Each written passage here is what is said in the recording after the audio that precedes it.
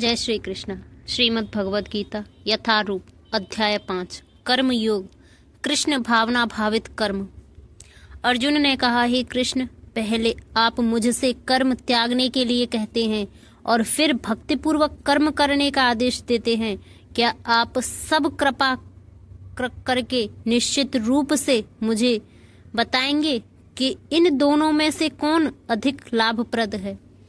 भगवद गीता के 5 अध्याय में भगवान बताते हैं कि भक्ति पूर्वक किया गया कर्म शुष्क चिंतन से श्रेष्ठ है।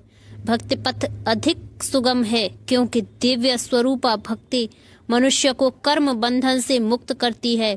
द्वितीय अध्याय में आत्म तथा उसके शरीर बंधन का सामान्य ज्ञान बतलाया गया है। उसी में बुद्धि योग अर्थात भक्ति द्वारा इस भौतिक बंधन से निकलने का भी वर्णन हुआ है। तृतीय अध्याय में यह बताया गया है कि ज्ञानी को कोई कार्य नहीं करना पड़ते। चतुर्थ अध्याय में भगवान ने अर्जुन को बताया है कि सारे यज्ञों का पर्यवसान ज्ञान में होता है, किंतु चतुर्थ अध्याय के अंत में भगवान ने अर्जुन को सलाह दी कि वह पुण्य ज्ञान से युक्त होकर उठ करके युद्ध करे। अतः इस प्रकार एक ही साथ भक्ति में कर्म तथा ज्ञान युक्त अकर्म की महत्ता पर बल देते हुए कृष्ण ने अर्जुन के संकल्प को भ्रमित कर दिया है।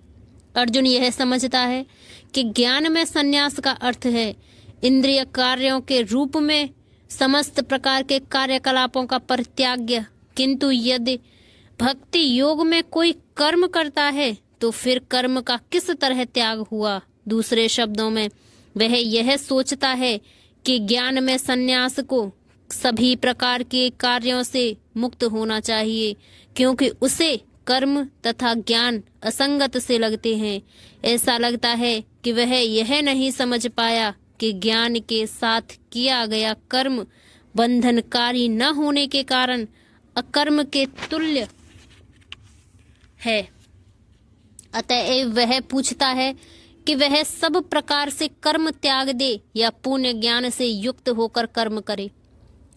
श्री भगवान ने उत्तर दिया, मुक्ति के लिए तो कर्म का परित्याग या भक्ति में कर्म योग दोनों ही उत्तम है, किंतु इन दोनों में से कर्म के परित्याग से भक्ति युग कर्म श्रेष्ठ है। तात्पर्य, सकाम कर्म इंद्रिय तृप्ति में लगना ही भवबंधन का कारण है। जब तक मनुष्य शारीरिक सुख का स्तर बढ़ाने के उद्देश्य से कर्म करता रहता है, तब तक वह विभिन्न प्रकार के शरीरों में देहांतरण करते हुए भवबंधन को बनाए रखता है। इसकी पुष्टि भागवत में इस प्रकार हुई है। लोग इंद्रिय तृप्ति के पीछे मत्त हैं। वे यह नहीं जानते कि उनका क्लेशों से युक्त यह शरीर उनके विगत सकाम कर्मों का फल है। यद्यपि यह शरीर नाशवान है, किंतु यह नाना प्रकार के कष्ट देता रहता है। अतः इंद्रिय तृप्ति के लिए कर्म करना श्रेयस्कर नहीं है। जब तक मनुष्य अपने असली स्वरूप के विषय में जिज्ञासा नहीं करता, उसका जीवन व्यर्थ रहता है, और जब तक वह अपने स्वरूप को नहीं जान लेता, तब तक उसे इंद्रिय तृप्ति के लिए सकाम कर्म करना पड़ता है। और जब तक वह इंद्रिय तृप्ति की इस चेतना में फंसा रहता है, तब तक उसका देहांतरण होता रहता है। भले ही उसका मन सकाम कर्मों में व्यस्त रहे और अज्ञान द्वारा प्रभावित हो, किंतु उसे वासुदेव की भक्ति के प्रति प्रेम उत्पन्न करना चाहिए। केवल तभी वह भवबंधन से छूटने का अवसर प्राप्त कर सकता है। अंत यह ज्ञान ही कि वह आत्मा है, शरीर नहीं, मुक्ति के लिए पर्याप्त नहीं। जीवात्मा के स्तर पर मनुष्य को कर्म करना होगा, अन्यथा भवबंधन से उबरने का कोई अन्य उपाय नहीं है। किंतु कृष्ण भावना भावित होकर कर्म करना सकाम कर्म नहीं है। पुण्य ज्ञान से युक्त होकर किए गए कर्म वास्तविक ज्ञान को बढ़ाने वाले हैं। बिना कृष्ण भावनामृत के केवल कर्मों के परित्याग से बद्ध जीव का हृदय शुद्ध नहीं होता। जब तक हृदय शुद्ध नहीं होता, तब तक सकाम कर्म करना पड़ेगा। परंतु कृष्ण भावना भावित कर्मकर्ता को स्वतः सकाम कर्म के फल से मुक्त बनाता है, जिसके कारण उसे भौतिक स्तर पर उतरना नहीं पड़ता। अतः कृष्ण भावना भावित कर्म संन्यास से सदा श्रेष्ठ होता है। क्योंकि संन्यास में नीचे गिरने की संभावना बनी रहती है। कृष्ण भावनामृत से रहित संन्यास अपूर्ण है, जैसा कि श्रील रूप गोस्वामी ने भक्ति रसा अमृत सिंधु में पुष्टि की है। जब मुक्ति कमी व्यक्ति श्री भगवान की संबंधित वस्तुओं को भौतिक समझकर उनका परित्याग कर देते हैं तो उनका संन्यास अपूर्ण कहलाता है। संन्यास तभी पूर्ण माना जाता है जब यह ज्ञात हो कि संसार की प्रत्येक वस्तु भगवान की है और कोई किसी की वस्तु का स्वामित्व ग्रहण नहीं कर सकता। वस्तुतः मनुष्य को यह समझने का प्रयत्न करना चाहिए कि उसका अपना कुछ भी नहीं है, तो फिर संन्यास का प्रश्न ही कहाँ उठता है। जो व्यक्ति यह समझता है कि सारी संपत्ति कृष्ण की है, वह नित्य सन्यासी है। प्रत्येक वस्तु कृष्ण की है, उसका उपयोग कृष्ण के लिए किया जाना चाहिए। कृष्ण भावना भावित होकर इस प्रकार का पुण्य कार्य करना मायावादी सन्यासी के कृत्रिम वैराग्य से कहीं उत्तम है। जो पुरुष न तो कर्म फलों से घृणा करता है न कर्म फल की इच्छा करता है, वह नित्य सन्यासी जाना जाता है। हे महाबाहु अर्जुन, ऐसे श्रेष्ठ मनुष्य समस्त द्वंद्वों से रहित होकर भवबंधन को पार कर पुण्यता मुक्त हो जाते हैं। तात्पर्य: पुण्यता कृष्ण भावना भावित पुरुष नित्य सन्यासी है, क्योंकि वह अपने कर्म फल से न तो घृणा करता है न ही उसकी आकांक्षा करता है। ऐसा सन्यासी भगवान की दिव्य प्रेम भक्ति के परायण होकर पुण्य ज्ञानी होता है, क्योंकि वह कृष्ण के साथ अपनी स्वाभाविक स्थिति को जानता है। वह भलीभांति जानता रहता है कि कृष्ण पुण्य अंशी है और वह स्वयं अंश मात्र है। ऐसा ज्ञान पुण्य होता है क्योंकि यह गुणात्मक तथा सकारात्मक रूप से सही है। कृष्ण तादात्म्य की भावना भ्रांत के है, क्योंकि अंश अंशी के तुल्य नहीं हो सकता। यह ज्ञान के एकता गुणों की है कि गुणों की मात्रा की सही दिव्य ज्ञान है, जिससे मनुष्य अपने आप में पुण्य बनता है, जिसे न तो किसी वस्तु की आकांक्षा रहती है न किसी शोक की। उसके मन में किसी प्रकार का छल कपट नहीं रहता, क्योंकि वह जो कुछ भी करता है कृष्ण के लिए करता है। इस प्रकार छल कपट से रहित होकर वह इस भौतिक जगत से भी मुक्त हो जाता है। अज्ञानी ही भक्ति कर्म योग को भौतिक जगत के विश्लेषणात्मक अध्ययन सांख्य से भिन्न कहते हैं। जो वस्तुतः ज्ञानी हैं वे कहते हैं कि जो इनमें से किसी एक मार्ग का भलीभांति अनुसरण करता है वह दोनों के फल प्राप्त कर लेता है। तात्पर्य: भौतिक जगत के विश्लेषणात्मक अध्ययन सांख्य का उद्देश्य आत्मा को प्राप्त करना है। भौतिक जगत की आत्मा विष्णु या परमात्मा है। भगवान की भक्ति का अर्थ परमात्मा की सेवा है। एक विधि से वृक्ष की जड़ खोजी जाती है और दूसरी विधि से उसको सींचा जाता है। सांख्य दर्शन का वास्तविक छात्र जगत के मूल अर्थात विष्णु को ढूंढना है और फिर पुण्य ज्ञान समेत अपने को भगवान की सेवा में लगा देता है। अतः मूलतः इन दोनों में कोई भेद नहीं है, क्योंकि दोनों का उद्देश्य विष्णु की प्राप्ति है।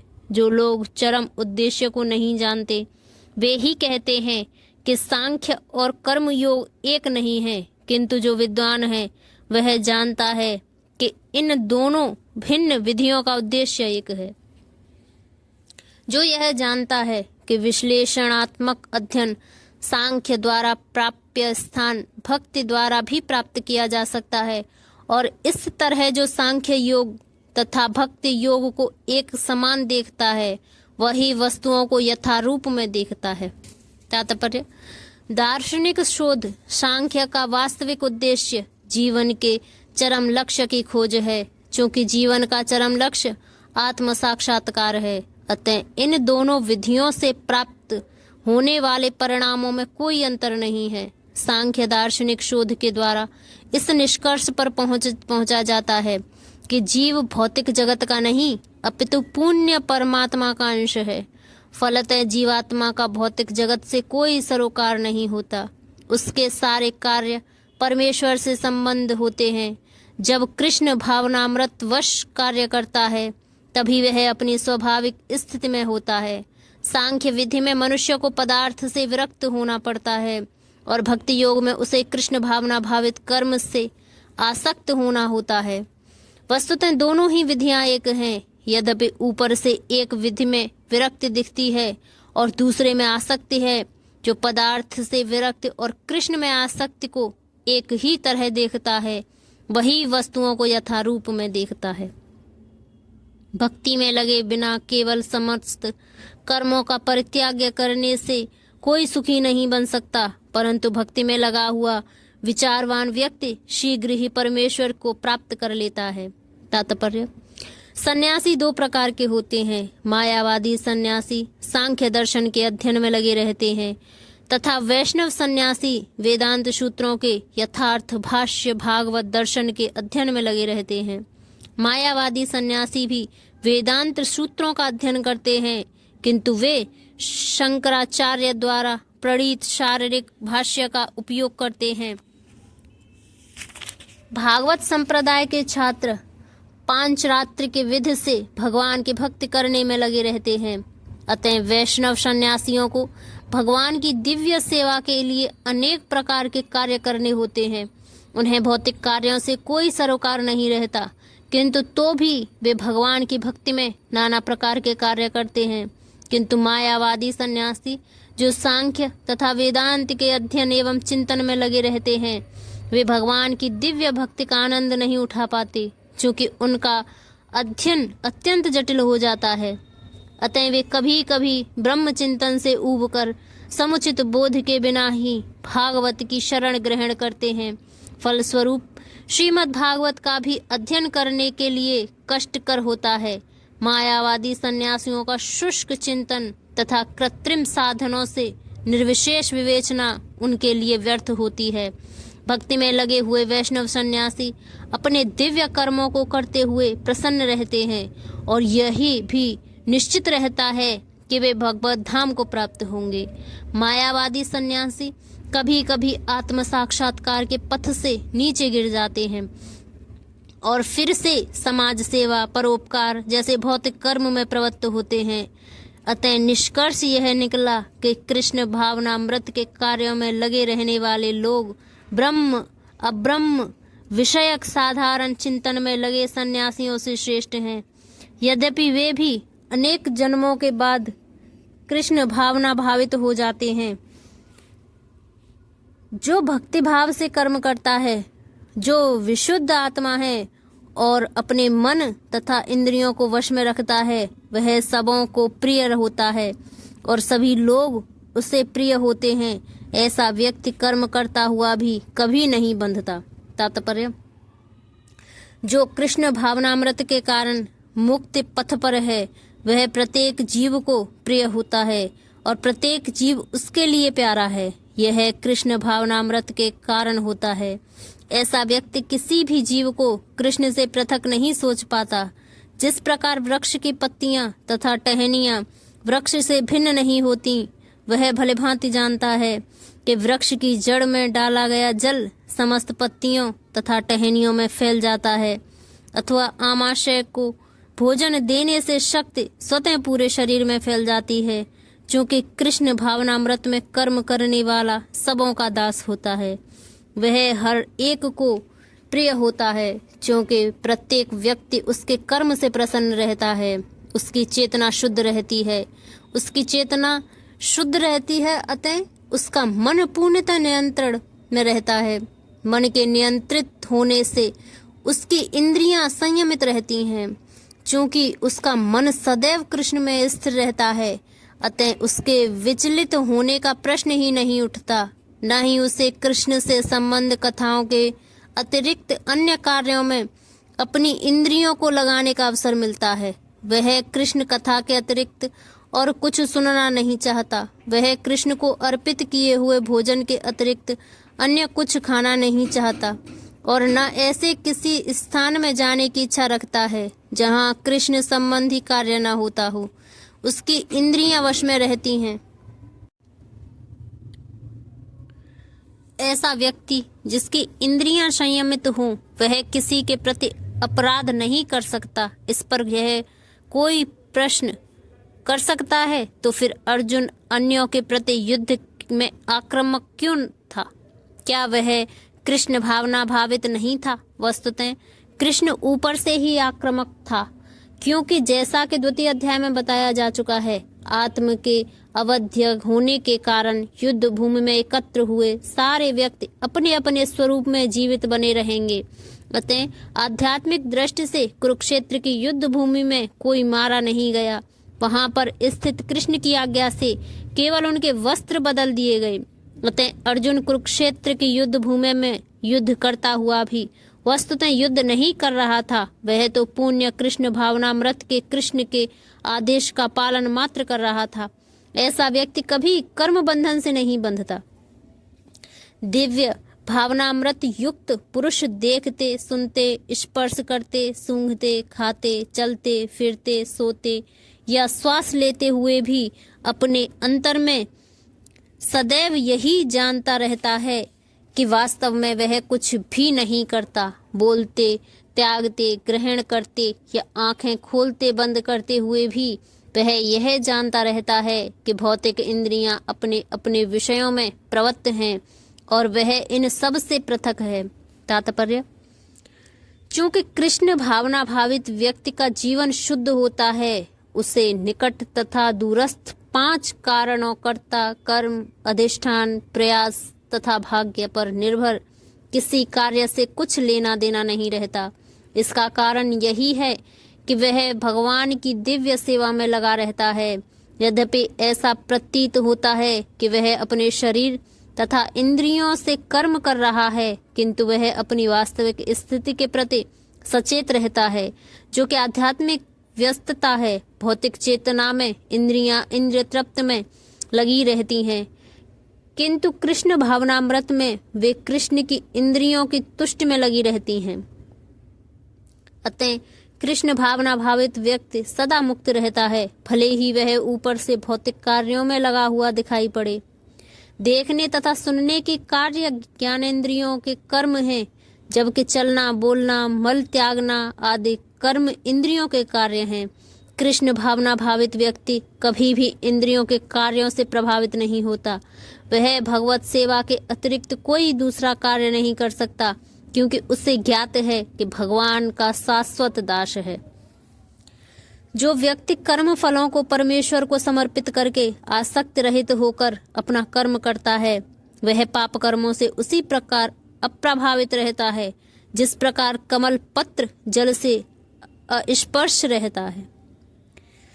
तात्पर्य: यहाँ पर ब्राह्मणी का अर्थ कृष्ण भावनामृत में है। यह भौतिक जगत प्रकृति के 3 गुणों का समग्र अभिव्यक्ति है, जिससे प्रधान की संज्ञा दी गई है। वेद मंत्र सर्व होत ब्रह्म,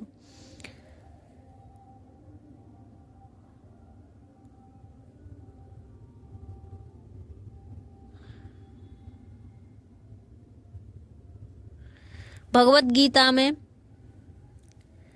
मम योनि मृद ब्रह्म से प्रकट है कि जगत की प्रत्येक वस्तु ब्रह्म की अभिव्यक्ति है। यद्यपि कार्य भिन्न भिन्न रूप से प्रकट होते हैं, किंतु तो भी वे कारण से अभिन्न हैं।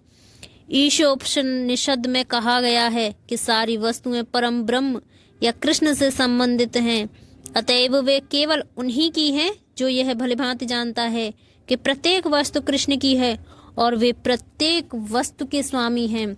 प्रत्येक वस्तु भगवान की सेवा में ही नियोजित है।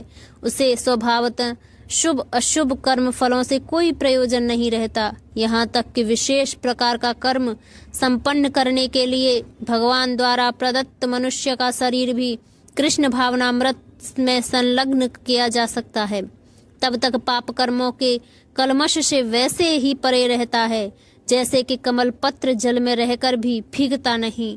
भगवत गीता भी कहते हैं, संपुण्य कर्मों को मुझे कृष्ण को समर्पित करो। तात्पर्य यह है कि कृष्ण भावनामृत विहीन पुरुष शरीर एवं इंद्रियों को अपना स्वरूप समझकर कर्म करता है, किंतु कृष्ण भावना भावित व्यक्ति यह समझकर कर्म करता है कि यह देह कृष्ण की संपत्ति है, इसे कृष्ण की सेवा में प्रवृत्त होना चाहिए।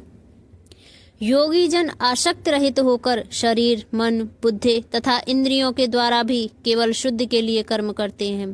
तात्पर्य: जब कोई कृष्ण भावनामृत में कृष्ण की इंद्रिय तृप्ति के लिए शरीर, मन, बुद्धि अथवा इंद्रियों द्वारा कर्म करता है तो वह भौतिक कलमश से मुक्त हो जाता है। कृष्ण भावना भावित व्यक्ति के कार्यों से कोई भौतिक फल प्रकट नहीं होता।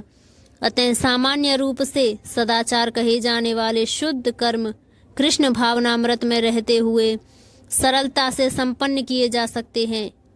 श्रील रूप गोस्वामी ने भक्ति सामृत सिंधु में इसका वर्णन इस प्रकार किया है। अपने शरीर, मन, बुद्धि तथा वाणी से कृष्ण भावनामृत में कर्म करता हुआ कृष्ण सेवा में व्यक्ति इस संसार में भी मुक्त रहता है, भले ही वह तथा कथित अनेक भौतिक कार्यकलापों में व्यस्त क्यों न रहे। इसमें अहंकार नहीं रहता, क्योंकि वह इसमें विश्वास नहीं रखता कि भौतिक शरीर है अथवा यह शरीर उसका है। वह जानता है कि यह शरीर नहीं है और न यह शरीर ही उसका है। वह स्वयं कृष्ण का है और उसका यह शरीर भी कृष्ण की संपत्ति है। जब वह शरीर, मन, बुद्धि, वाणी, जीवन, संपत्ति आदि से उत्पन्न प्रत्येक वस्तु को जो भी उसके अधिकार में है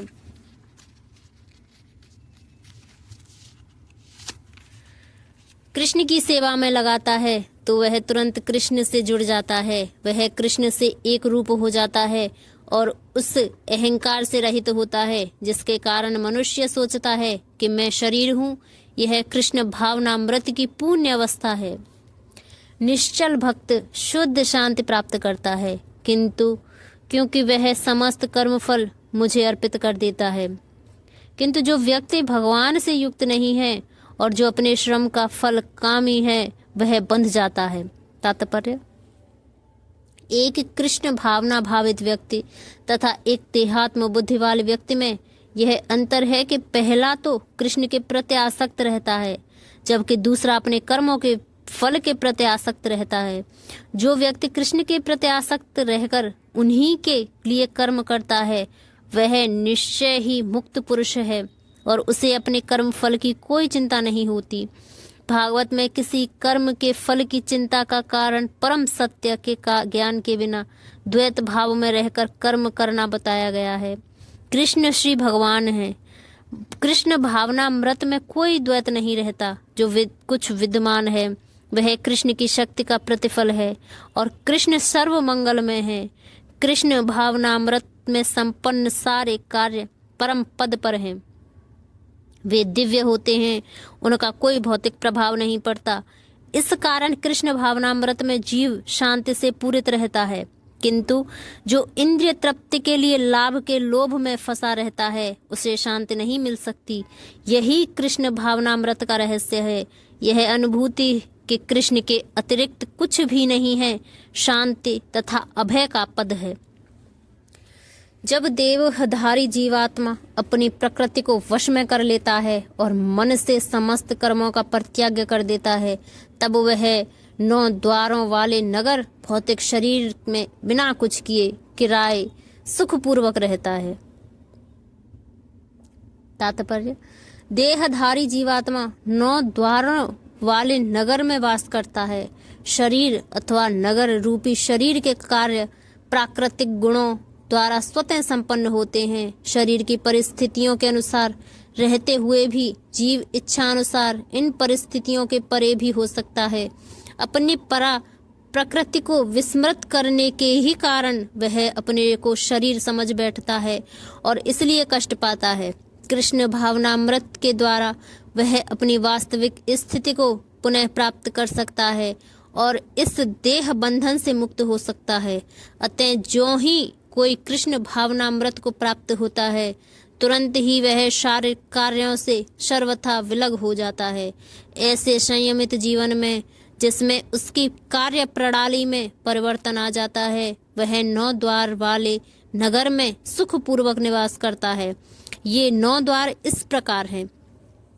जीव के शरीर के भीतर वास करने वाले भगवान ब्रह्मांड के समस्त जीवों के नियंता हैं। यह शरीर 9 द्वारों, 2 आँख, 2 नथुने, 2 कान, 1 मुंह, गुदा तथा उपस्थ से युक्त है। वृद्ध अवस्था में जीव अपने आप को शरीर मानता है, किंतु जब वह अपनी पहचान अपने अंदर के भगवान से करता है तो वह शरीर में रहते हुए भी भगवान की भांति मुक्त हो जाता है। अतः कृष्ण भावना भावित व्यक्ति शरीर के ब्रह्म तथा आंतरिक दोनों कर्मों से मुक्त रहता है। शरीर रूपी नगर का स्वामी देहधारी जीवात्मा न तो कर्म का सृजन करता है, न लोगों को कर्म करने के लिए प्रेरित करता है, न कर्म फल की रचना करता है। यह सब तो प्रकृति के गुणों द्वारा ही किया जाता है। तात्पर्य, जैसा कि 7वें अध्याय में बताया जाएगा, जीव तो परमेश्वर की शक्तियों में से एक है, किंतु वह भगवान की अपरा प्रकृति है जो पदार्थ से भिन्न है। संयोगवश परा प्रकृति या जीव अनादिकाल से प्रकृति अपरा के संपर्क में रहा है। जिस नाशवान शरीर या भौतिक आवास को वह प्राप्त करता है वह अनेक कर्मों और उनके फलों का कारण है। ऐसे बद्ध वातावरण में रहते हुए मनुष्य अपने आप को अज्ञानवश शरीर मानकर शरीर के कर्म फलों का भोग करता है। अनंत काल से उपार्जित यह अज्ञान ही शारीरिक सुख दुख का कारण है। ज्यों ही जीव शरीर के कार्यों से पृथक हो जाता है, त्यों ही वह कर्म बंधन से भी मुक्त हो जाता है। जब तक वह शरीर रूपी नगर में निवास करता है तब तक वह इसका स्वामी प्रतीत होता है, किंतु वास्तव में वह न तो इसका स्वामी होता है और न इसके कर्मों तथा फलों का नियंता ही। वह तो इस भवसागर के बीच जीवन संघर्ष में रत प्राणी है। सागर की लहरें उसे उछालती रहती हैं, किंतु उन पर उसका वश नहीं चलता। उसके उद्धार का एकमात्र साधन है कि दिव्य कृष्ण भावनामृत द्वारा समुद्र के बाहर आए। इसी के द्वारा समस्त आशंत से उसकी रक्षा हो सकती है। परमेश्वर न तो किसी के पापों को ग्रहण करता है न पुण्यों को, किंतु सारे देहधारी जीव उस अज्ञान के कारण मोहग्रस्त रहते हैं जो उनके वास्तविक ज्ञान को आच्छादित किए रहता है। तात्पर्य, विभु का अर्थ है परमेश्वर जो असीम ज्ञान धन बल यश सौंदर्य तथा त्याग से युक्त है। वह सदैव आत्मतृप्त और पाप पुण्य से अविचलित रहता है। वह किसी भी जीव के लिए विशिष्ट परिस्थिति नहीं उत्पन्न करता, अपितु जीव अज्ञान से मोहित होकर जीवन की ऐसी परिस्थिति की कामना करता है जिसके कारण कर्म तथा फल की श्रृंखला आरंभ होती है। जीव परा प्रकृति के कारण ज्ञान से पुण्य है तो भी वह अपनी सीमित शक्ति के कारण अज्ञान के वशीभूत हो जाता है। भगवान सर्वशक्तिमान है किंतु जीव नहीं है। जीव अड़ू है। जीवात्मा में इच्छा करने की शक्ति है, किंतु ऐसी इच्छा की पूर्ति सर्वशक्तिमान भगवान द्वारा की जाती है। अतः जब जीव अपनी इच्छाओं से मोहग्रस्त हो जाता है तो भगवान उसे अपनी इच्छा पूर्ति करने देते हैं, किंतु किसी परिस्थिति विशेष में इच्छित कर्मों तथा फलों के लिए उत्तरदायी नहीं होते। अतएव मोहग्रस्त होने से देहधारी जीव अपने को परिस्थिति जन्य शरीर मान लेता है और जीवन के क्षणिक दुख तथा सुख को भोगता है। भगवान परमात्मा रूप में जीव का चिरसंगी रहते हैं। फलतः वे प्रत्येक जीव की इच्छाओं को उसी तरह समझते हैं जिस तरह फूल के निकट रहने वाला फूल की सुगंध हो को। इच्छा जीव को बद्ध करने के लिए सूक्ष्म बंधन है। भगवान मनुष्य की योग्यता के अनुसार उसकी इच्छा को पूरा करते हैं। आपन सोची होत नहीं प्रभु सोची तत्काल। व्यक्ति अपनी इच्छाओं को पूरा करने में सर्वशक्तिमान नहीं होता, किंतु भगवान इच्छाओं की पूर्ति कर सकते हैं।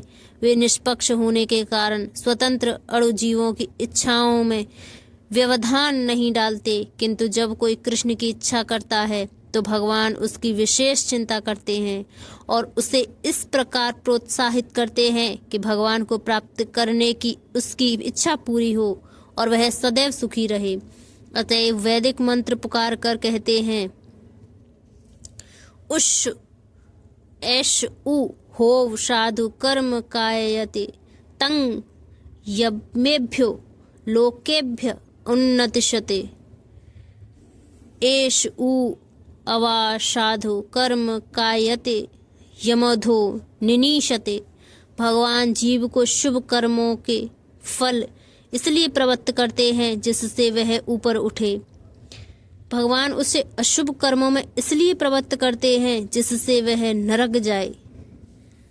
जीव अपने सुख दुख में पूर्णतः आश्रित है। परमेश्वर की इच्छा से वह स्वर्ग या नरक जाता है, जिस तरह वायु के द्वारा प्रेरित बादल। अतः देहधारी जीव कृष्ण भावनामृत की उपेक्षा करने की अपनी अनादि प्रवृत्ति के कारण अपने लिए मोह उत्पन्न करता है। फलस्वरूप स्वभावतः सच्चिदानंद स्वरूप होते हुए भी वह अपने अस्तित्व की लघुता के कारण भगवान के प्रति सेवा करने की अपनी स्वाभाविक स्थिति को भूल जाता है, और इस तरह वह अविद्या द्वारा बंदी बना लिया जाता है। अज्ञानवश जीव यह कहता है कि उसके भवबंधन के लिए भगवान उत्तरदायी है। इसकी पुष्टि वेदांत सूत्र भी करते हैं। भगवान न तो किसी के प्रति घृणा करते हैं न किसी को चाहते हैं, यद्यपि ऊपर से ऐसा प्रतीत होता है, किंतु जब कोई उस ज्ञान से प्रबुद्ध होता है जिससे अविद्या का विनाश होता है, तो उसके ज्ञान से सब कुछ उसी तरह प्रकट हो जाता है जैसे दिन में सूर्य से सारी वस्तुएं प्रकाशित हो जाती हैं। तात्पर्य: जो लोग कृष्ण को भूल गए हैं वे निश्चल रूप से मोहग्रस्त होते हैं, किंतु जो कृष्ण भावना भावित हैं वे नहीं होते। भगवत गीता में कहा गया है, श्री कृष्ण के प्रति आत्मसमर्पण करने पर ही पुण्य ज्ञान प्राप्त होता है। जैसा कि गीता में कहा जा चुका है, अनेक जन्म बीत जाने पर ही पुण्य ज्ञान प्राप्त करके मनुष्य कृष्ण की शरण में आ जाता है। जब उसे कृष्ण भावनामृत प्राप्त होता है तो उसे सब कुछ प्रकट होने लगता है। जिस प्रकार सूर्योदय होने पर सारी वस्तुएं दिखने लगती हैं। जीव नाना प्रकार से मोहग्रस्त होता है। जब वह अपने को ईश्वर मानने लगता है तो वह अविद्या के पाश में जा गिरता है। यदि जीव ईश्वर है तो वह अविद्या से कैसे मोहग्रस्त हो सकता है? क्या ईश्वर अविद्या से मोहग्रस्त होता है? यदि ऐसा हो सकता है तो फिर अविद्या या शैतान ईश्वर से बड़ा है। वास्तविक ज्ञान उसी से प्राप्त हो सकता है जो पुण्य कृष्ण भावना भावित है। अतः ऐसे ही प्रामाणिक गुरु की खोज करनी होती है और उसी से सीखना होता है कि कृष्ण भावनामृत क्या है, क्योंकि कृष्ण भावनामृत से सारी अविद्या उसी प्रकार दूर हो जाती है जिस प्रकार सूर्य के अंधकार दूर होता है। भले ही किसी व्यक्ति को इसका पूरा ज्ञान हो कि वह शरीर नहीं अपितु इससे परे है, तो भी हो सकता है कि वह आत्म तथा परमात्मा में अंतर न कर पाए।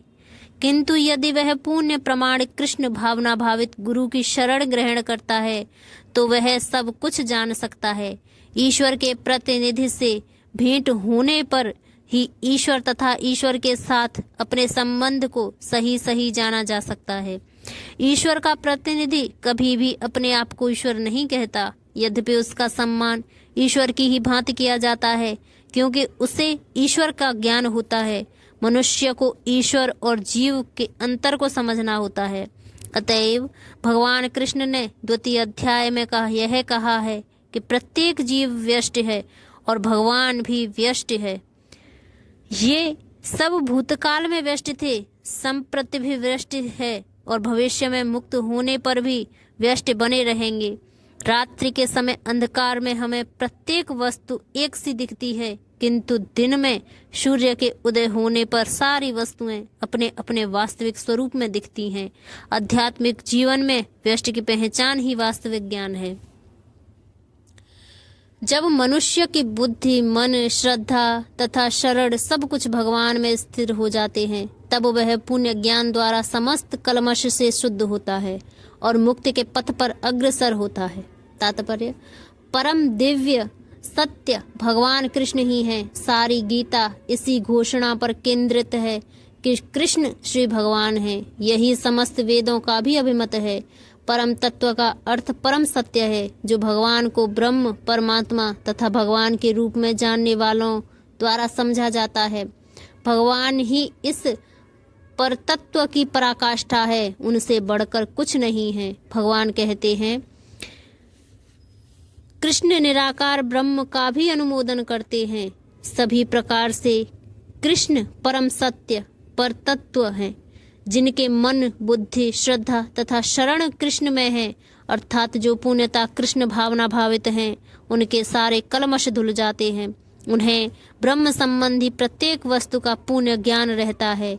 कृष्ण भावना भावित व्यक्ति यह भलीभांति समझ सकता है कि कृष्ण में द्वैत है, एक साथ एकता तथा भिन्नता, और ऐसे दिव्य ज्ञान से युक्त होकर वह मुक्त पथ पर सुस्थिर प्रगति कर सकता है। विनम्र साधु पुरुष अपने वास्तविक ज्ञान के कारण एक विद्वान तथा विनीत ब्राह्मण गाय, हाथी, कुत्ता तथा चांडाल को समान दृष्टि समभाव से देखते हैं। तात्पर्य, कृष्ण भावना भावित व्यक्ति योनि या जाति में भेद नहीं मानता। सामाजिक दृष्टि से ब्राह्मण तथा चांडाल भिन्न भिन्न हो सकते हैं, अथवा योनि के अनुसार कुत्ता, गाय तथा हाथी भिन्न हो सकते हैं, किंतु विद्वान योगी की दृष्टि में ये शरीरगत भेद अर्थहीन होते हैं। इसका कारण परमेश्वर से उनका संबंध है, और परमेश्वर परमात्मा रूप में हर एक के हृदय में स्थित है। परम सत्य का ऐसा ज्ञान वास्तविक यथार्थ ज्ञान है। जहाँ तक विभिन्न जातियों या विभिन्न योनियों में शरीर का संबंध है, भगवान सबों पर समान रूप से दयालु है, क्योंकि वे प्रत्येक जीव को अपना मित्र मानते हैं। फिर भी जीवों की समस्त परिस्थितियों में वे अपना परमात्मा स्वरूप बनाए रखते हैं। परमात्मा रूप में भगवान चांडाल तथा ब्राह्मण दोनों में उपस्थित रहते हैं। यद्यपि इन दोनों के शरीर एक से नहीं होते, शरीर तो प्रकृति के गुणों के द्वारा उत्पन्न होते हैं, किंतु शरीर के भीतर आत्मा तथा परमात्मा समान आध्यात्मिक गुण वाले हैं। परंतु आत्मा तथा परमात्मा की यह समानता उन्हें मात्रात्मक दृष्टि से समान नहीं बनाती, क्योंकि व्यष्टि आत्मा किसी विशेष शरीर में उपस्थित होता है, किंतु परमात्मा प्रत्येक शरीर में है। कृष्ण भावना भावित व्यक्ति को इसका पूर्ण ज्ञान होता है, इसलिए वह सचमुच ही विद्वान तथा समदर्शी होता है। आत्मा तथा परमात्मा के लक्षण समान है, क्योंकि दोनों चेतन, शाश्वत तथा आनंदमय है, किंतु अंतर इतना ही है कि आत्मा शरीर की सीमा के भीतर सचेतन रहता है, जबकि परमात्मा सभी शरीरों में सचेतन है। परमात्मा बिना किसी भेदभाव के सभी शरीरों में विद्यमान है। जिनके मन एकत्व तथा समता में स्थित हैं, उन्होंने जन्म तथा मृत्यु के बंधनों को पहले ही जीत लिया है। वे ब्रह्म के समान निर्दोष हैं और सदा ब्रह्म में ही स्थित रहते हैं। तात्पर्य, जैसा कि ऊपर कहा गया है, मानसिक समता आत्म साक्षात्कार का लक्षण है। जिन्होंने ऐसी अवस्था प्राप्त कर ली है, उन्हें भौतिक बंधनों पर, विशेषतः जन्म तथा मृत्यु पर विजय प्राप्त किए हुए मानना चाहिए। जब तक मनुष्य शरीर को आत्मस्वरूप मानता है, वह बद्धजीव माना जाता है, किंतु जो ही वह आत्म साक्षात्कार द्वारा समुचितता की अवस्था को प्राप्त कर लेता है, वह बद्धजीवन से मुक्त हो जाता है। दूसरे शब्दों में, उसे इस भौतिक जगत में जन्म नहीं लेना पड़ता, अपितु अपनी मृत्यु के बाद वह आध्यात्मिक लोक को जाता है। भगवान निर्दोष हैं, क्योंकि वे आसक्ति अथवा घृणा से रहित हैं। इसी प्रकार जब जीव आसक्ति अथवा घृणा से रहित होता है, तो वह भी निर्दोष बन जाता है और बैकुंठ जाने का अधिकारी हो जाता है। ऐसे व्यक्तियों को पहले से ही मुक्त मानना चाहिए। उनके लक्षण आगे बतलाए गए हैं। जो न तो प्रिय वस्तु को पाकर हर्षित होते हैं, न अप्रिय को पाकर विचलित होते हैं, जो स्थिर बुद्धि हैं, जो मोह रहित हैं और भगवत विद्या को जानने वाला है, वह पहले से ही ब्रह्म में स्थित रहता है। तात्पर्य, यहाँ पर स्वरूप सिद्ध व्यक्ति के लक्षण दिए गए हैं। पहला लक्षण यह है कि उसमें शरीर और आत्म तत्व के तादात्म्य का भ्रम नहीं रहता। वह यह भलीभांति जानता है कि मैं यह शरीर नहीं हूँ, अपितु भगवान का एक अंश हूँ। अतः कुछ प्राप्त होने पर न तो उसे प्रसन्नता होती है और न शरीर की कुछ हानि होने पर शोक होता है। मन की यह स्थिरता स्थिर बुद्धि या आत्मबुद्धि कहलाती है। वह न तो स्थूल शरीर को आत्मा मानने की भूल करके मोहग्रस्त होता है, न शरीर की स्थायी मानकर आत्मा के अस्तित्व को ठुकराता है। इस ज्ञान के कारण वह परम सत्य अर्थात ब्रह्म परमात्मा तथा भगवान के ज्ञान को भलीभांति जान लेता है। इस प्रकार वह अपने स्वरूप को जानता है और परम ब्रह्म से हर बात में तदाकार होने का कभी यत्न नहीं करता। इसे ब्रह्म साक्षात्कार या आत्म साक्षात्कार कहते हैं। ऐसी स्थिर बुद्धि कृष्ण भावनामृत कहलाती है। ऐसा मुक्त पुरुष भौतिक इंद्रिय सुख की ओर आकृष्ट नहीं होता, अपितु सदैव समाधि में रहकर अपने अंतर में आनंद का अनुभव करता है। इस प्रकार स्वरूप सिद्ध व्यक्ति परम ब्रह्म में एकाग्रचित होने के कारण असीम सुख भोगता है। तात्पर्य: कृष्ण भावनामृत के महान भक्त श्री यमुनाचार्य ने कहा है, जब से मैं कृष्ण की दिव्य प्रेम भक्ति में लगकर उनमें नित्य नवीन आनंद का अनुभव करने लगा हूँ, तब से जब भी काम सुख के बारे में सोचता हूँ तो इस विचार पर ही थूकता हूँ और मेरे होंठ अरुचि से सिमट जाते हैं। ब्रह्म योगी अथवा कृष्ण भावना भावित व्यक्ति भगवान की प्रेम भक्ति में इतना अधिक लीन रहता है कि इंद्रिय सुख में उसकी तनिक भी रुचि नहीं रह जाती। भौतिकता की दृष्टि में काम सुख ही सर्वोपरि आनंद है, सारा संसार उसी के वशीभूत है। भौतिकवादी लोग तो इस प्रोत्साहन के बिना कोई कार्य ही नहीं कर सकते, किंतु कृष्ण भावनामृत में लीन व्यक्ति काम सुख के बिना ही उत्साह पूर्वक अपना कार्य करता रहता है। यही आत्म साक्षात्कार की कसौटी है। आत्म साक्षात्कार तथा काम सुख कभी साथ साथ नहीं चलते। कृष्ण भावना भावित व्यक्ति जीवन मुक्त होने के कारण किसी प्रकार के इंद्रिय सुख द्वारा आकर्षित नहीं होता। बुद्धिमान मनुष्य दुख के कारणों में भाग नहीं लेता, जो कि भौतिक इंद्रियों के संसर्ग से उत्पन्न होते हैं। हे कुंती पुत्र, ऐसे भोगों का आदि तथा अंत होता है, अतः चतुर व्यक्ति उनमें आनंद नहीं लेता।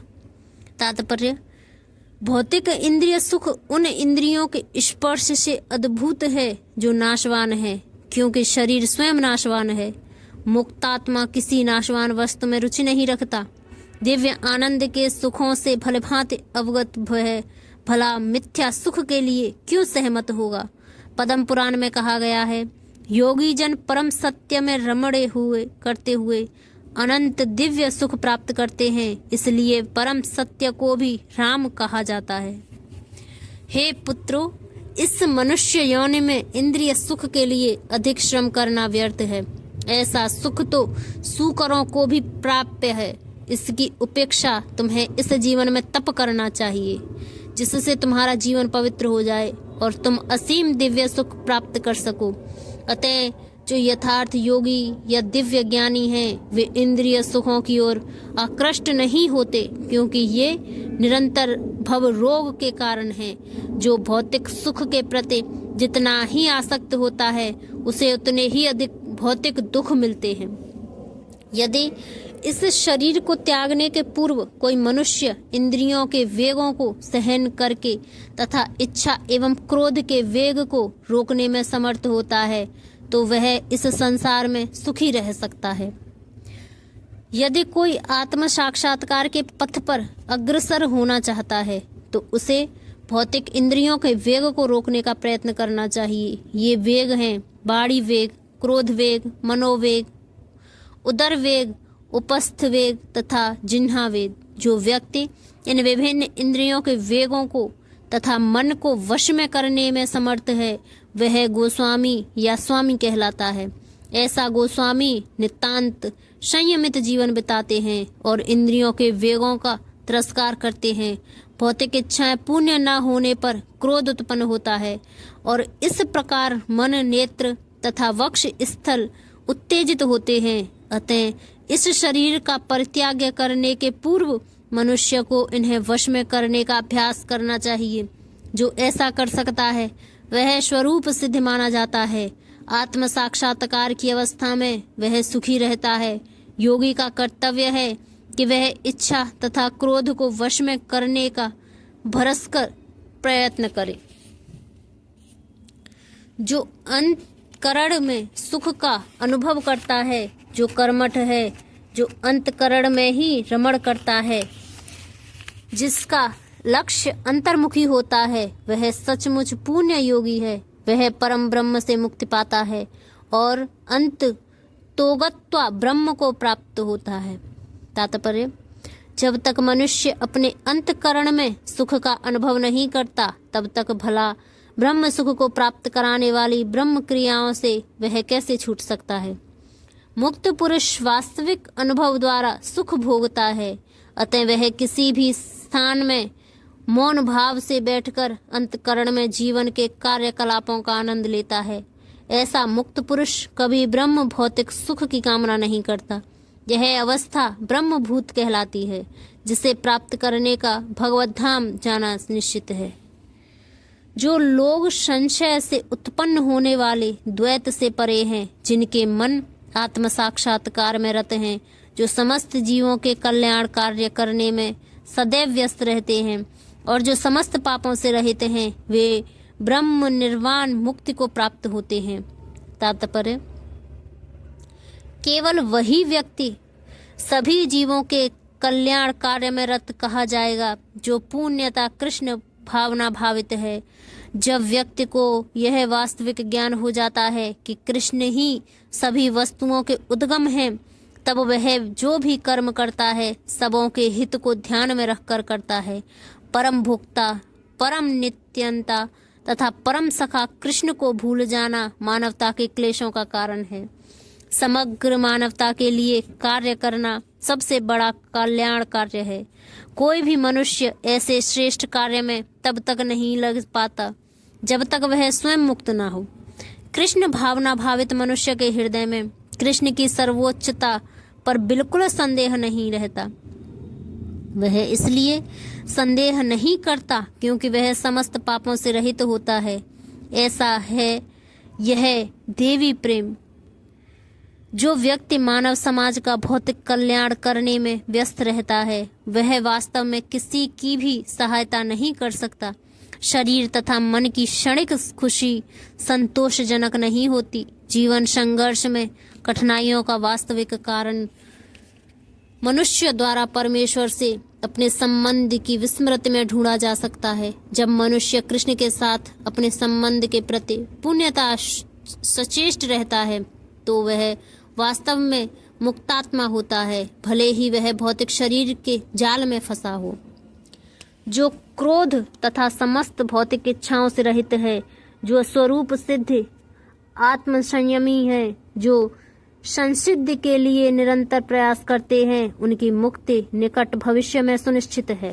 तात्पर्य: मोक्ष के लिए सतत प्रयत्नशील रहने वाले साधु पुरुषों में से जो कृष्ण भावना भावित होता है, वह सर्वश्रेष्ठ है।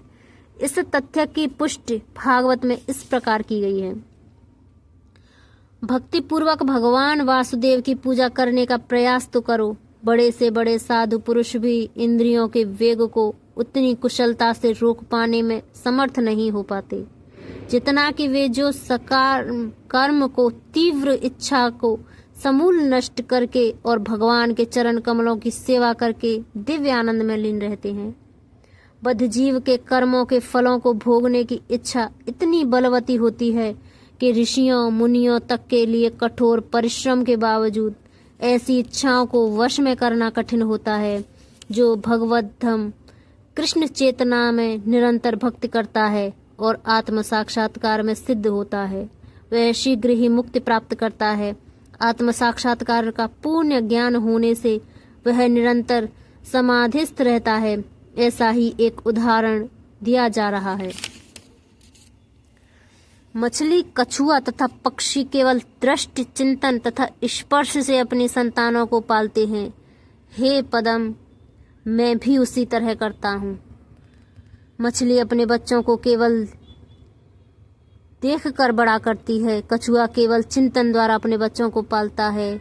कछुआ अपने अंड स्थल में देता है स्वयं जल में रहने के कारण निरंतर अन्नों का चिंतन करता रहता है। इसी प्रकार भगवत भक्त भगवत धाम से दूर स्थित रहकर भी भगवान का चिंतन करके कृष्ण भावनामृत द्वारा उनके धाम पहुंच सकता है। उसे भौतिक क्लेशों का अनुभव नहीं होता। यह जीवन अवस्था ब्रह्म निर्माण अर्थात भगवान में निरंतर लीन रहने के कारण भौतिक कष्टों का अभाव कहलाती है। समस्त इंद्रिय विषयों को बाहर करके दृष्टि को भौहों के मध्य में केंद्रित करके प्राण तथा अपान वायु को नथनों के भीतर रोककर और इस तरह मन इंद्रियों तथा बुद्धि को वश में करके जो मोक्ष को लक्ष्य बनाता है, वह योगी इच्छा भय तथा क्रोध से रहित हो जाता है। जो निरंतर इस अवस्था में रहता है वह अवश्य ही मुक्त हो जाता है। तात्पर्य: कृष्ण भावनामृत में रत होने पर मनुष्य तुरंत ही अपने आध्यात्मिक स्वरूप को जान लेता है, जिसके पश्चात भक्ति के द्वारा वह परमेश्वर को समझता है। जब मनुष्य भक्ति करता है तो वह दिव्य स्थिति को प्राप्त होता है और अपने कर्म क्षेत्र में भगवान की उपस्थिति का अनुभव करने योग्य हो जाता है। यह विशेष स्थिति मुक्ति कहलाती है। मुक्ति विषयक उपयुक्त सिद्धांतों का प्रतिपादन करके श्री भगवान अर्जुन को यह शिक्षा देते हैं कि मनुष्य किस प्रकार अष्टांग योग का अभ्यास करके इस स्थिति को प्राप्त होता है। यह अष्टांग योग 8 विधियों यम नियम आसन प्राणायाम प्रत्याहार धारणा ध्यान समाधि में विभाजित हैं। 6ठे अध्याय में योग के विषय में विस्तृत व्याख्या की गई है। 5वें अध्याय के अंत में तो इसका प्रारंभिक विवेचन ही दिया गया है। योग में प्रत्याहार विधि से शब्द स्पर्श रूप स्वाद तथा गंध का निराकार करना होता है और तब दृष्टि के दोनों भौहों के बीच लाकर खुली पलकों से उसे नासाग्र पर केंद्रित करना पड़ता है। आंखों को पूरी तरह बंद करने से कोई लाभ नहीं होता, क्योंकि तब सो जाने की संभावना रहती है। न ही आंखों को पूरा खुला रखने से कोई लाभ है, क्यों? तब तो इंद्रिय विषयों द्वारा आकृष्ट होने का भय बना रहता है। नथनों के भीतर श्वास की गति को रोकने के लिए प्राण तथा अपान वायुओं को सम किया जाता है। ऐसे योग अभ्यास से मनुष्य अपनी इंद्रियों के ऊपर नियंत्रण प्राप्त करता है, ब्रह्म इंद्रिय विषयों से दूर रहता है, अपनी मुक्ति की तैयारी करता है। इस योग विधि से मनुष्य समस्त प्रकार के भय तथा क्रोध से रहित हो जाता है और परमात्मा की उपस्थिति का अनुभव करता है। दूसरे शब्दों में कृष्ण भावनामृत योग के सिद्धांतों को संपन्न करने की सरलतम विधि है। अगले अध्याय में इसकी विस्तार से व्याख्या होगी, किंतु कृष्ण भावना भावित व्यक्ति सदैव भक्ति में लीन रहता है, जिससे उसकी इंद्रियों के अन्यत्र प्रवृत्त होने का भय नहीं रहता। अष्टांग योग की अपेक्षा इंद्रियों को वश में करने की यह अधिक उत्तम विधि है। मुझे समस्त यज्ञों तथा तपस्याओं का परम भोक्ता, समस्त लोकों तथा देवताओं का परमेश्वर एवं समस्त जीवों का उपकारी एवं हितैषी जानकर मेरे भावनामृत से पुण्य पुरुष भौतिक दुखों से शांति लाभ करता है। तात्पर्य: माया के वशीभूत सारे बद्ध जीव इस संसार में शांति प्राप्त करने के लिए उत्सुक रहते हैं, किंतु भगवद गीता के इस अंश में वर्णित शांति के सूत्र को वे नहीं जानते। शांति का सबसे बड़ा सूत्र यही है कि भगवान कृष्ण समस्त मानवीय कर्मों के भुक्ता हैं। मनुष्यों को चाहिए कि प्रत्येक वस्तु भगवान की दिव्य सेवा में अर्पित कर दें, क्योंकि वे ही समस्त लोकों तथा उनमें रहने वाले देवताओं के स्वामी हैं। उनसे बड़ा कोई नहीं है। वे बड़े से बड़े देवता शिव तथा ब्रह्मा से भी महान हैं।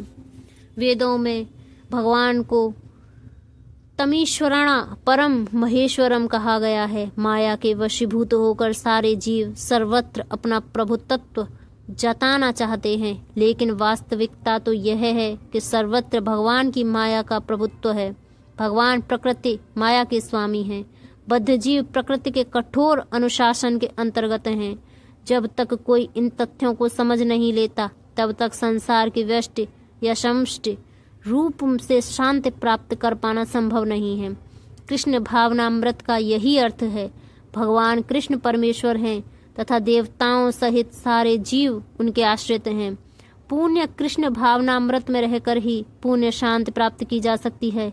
यह 5वां अध्याय कृष्ण भावनामृत की, जिसे सामान्यतः कर्म योग कहते हैं, व्यवहारिक व्याख्या है। यहाँ पर इस प्रश्न का उत्तर दिया गया कि कर्म योग से मुक्ति किस प्रकार प्राप्त होती है।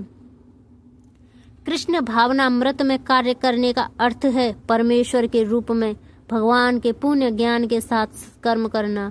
ऐसा कर्म दिव्य ज्ञान से भिन्न नहीं होता।